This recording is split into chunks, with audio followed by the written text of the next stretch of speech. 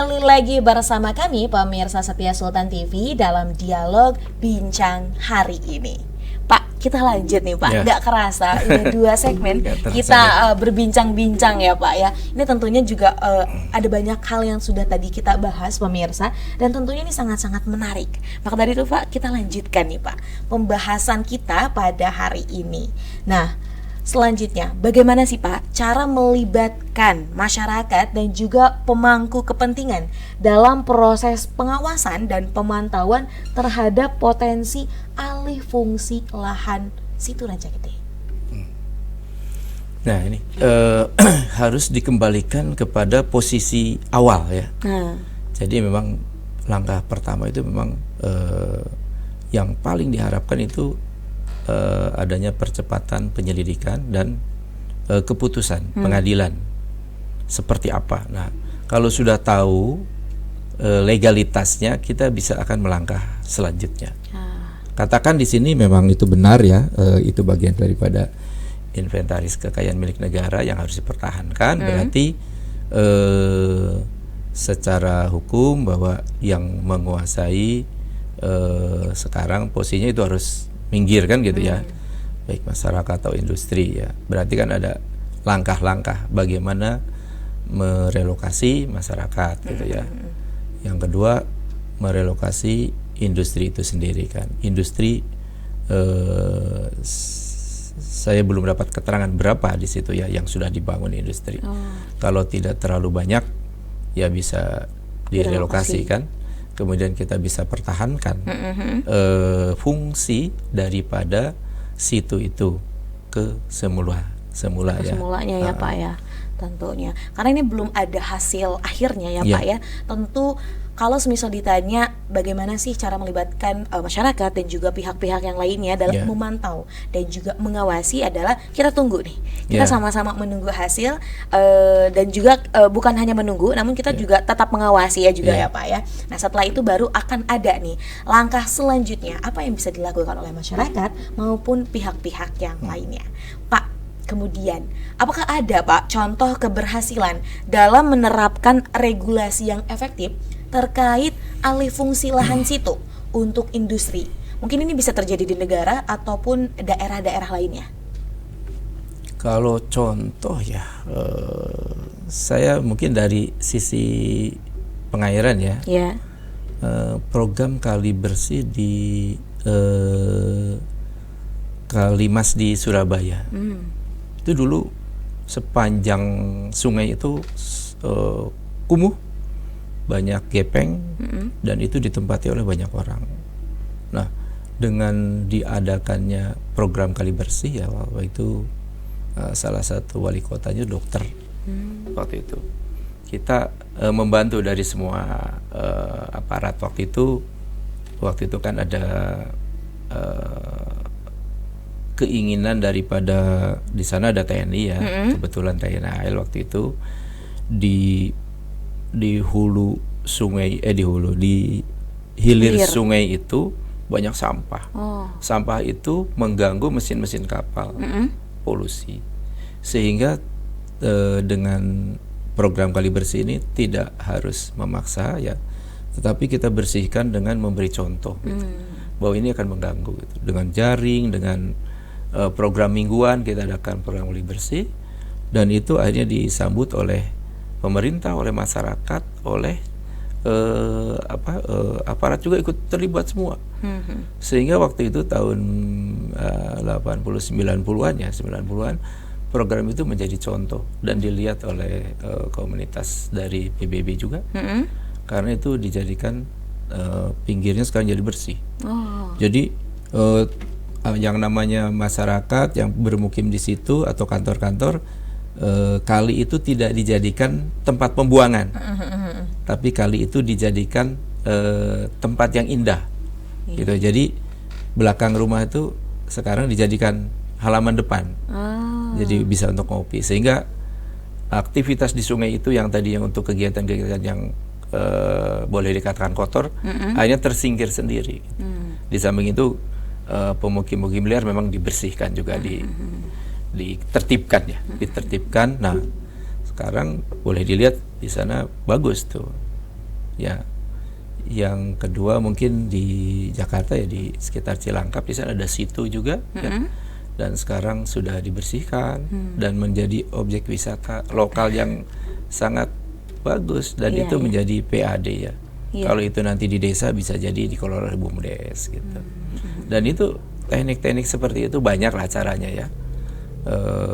Solusi bagaimana menyelesaikan. Dan beberapa contoh kalau di luar negeri jelas yang namanya daerah aliran sungai, daerah sepadan laut, danau itu nggak boleh dimukim, nggak boleh ditempatin. Masyarakat sudah tahu karena sudah teredukasi gitu ya. Pemerintahnya juga sudah tegas, aparat juga tegas, dan orang aware gitu. Yang berkepentingan itu, saya berkepentingan bukan malah menepatin, justru mengusir orang-orang itu.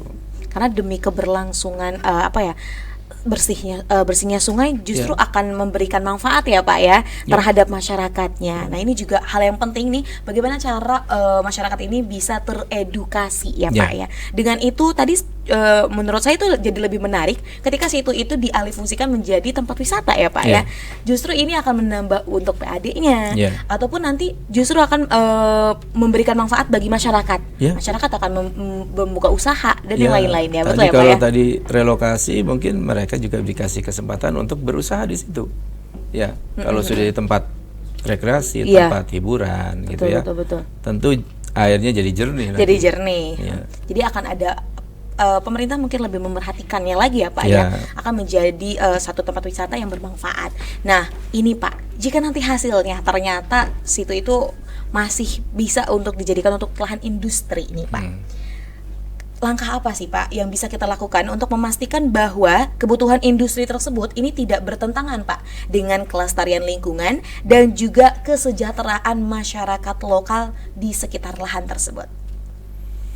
Ya ini sudah pengobatan kuratif ya. Ya yang baik itu pencegahan gimana pun juga ya. Artinya kembali ke normal gitu. Kalau sudah pencegahan berarti harus ada pengganti ya. Pengganti situ gitu loh. Kalau emang itu sudah ditempatin oleh industri atau pemukiman gitu ya, yang memang itu ternyata legal dari aspek hukum misalnya, ya alih fungsi justru dari tempat yang lain supaya ini volume air ini tetap gitu ya, supaya nanti tidak berdampak kepada lingkungan. Ya. Di samping itu sehingga kalau sudah diganti katakan 25 hektar ya. Ya misalnya yang sudah dipakai 10 hektar, 15 hektar, ya pemerintah membebaskan lagi 10 hektar gitu. Supaya nanti volume keseimbangan air yang masuk dan keluar itu aman, tidak menimbulkan banjir. Tentu perlu kajian yang panjang kan, karena kita harus hitung air yang mengalir ke daerah sana tuh berapa kubik ya. Betul. Ya, seperti itulah. Ya, itu belum ada kejadian kemarin Serang tiba-tiba tahun kemarin ya, banjir. 2 tahun yang lalu ya.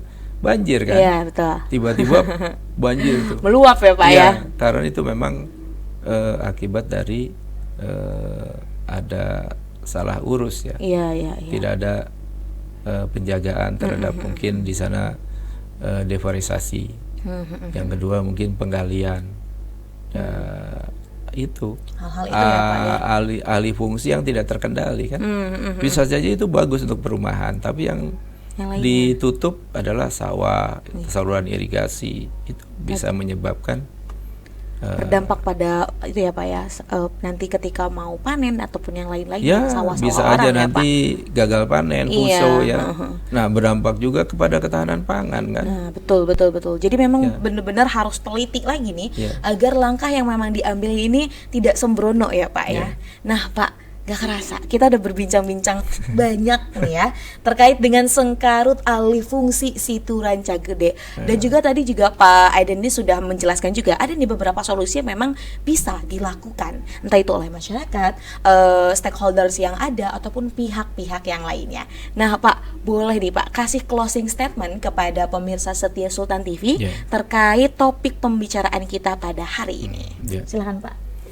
Ya, kalau dengan judulnya sengkarut ya, memang saya setuju ini memang tidak mudah menyelesaikan masalah ini. Mungkin masalah hukum selesai, ternyata ada masalah yang lain, dan ini kalau sudah terlanjur juga paling tidak closing statement saya bahwa memang diharapkan kepada aparat penegak hukum segera menyelesaikan ini, statusnya jelas sehingga kita bisa mengkaji lagi ya langkah-langkah apa ke depan supaya semua win-win solution gitu. Kepada masyarakat juga supaya tenang di sana ya. Semua yang terlibat di sana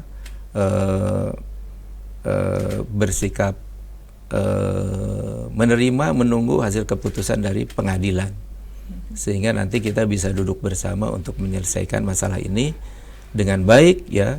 Bahkan ini pelajaran yang penting, kita punya pelajaran yang sangat berharga ini bagi PUPR, Perkim, BPN, lingkungan hidup, masyarakat, petani, industri juga, bahwa akibat dari masalah ini dampaknya cukup besar dan multi pihak.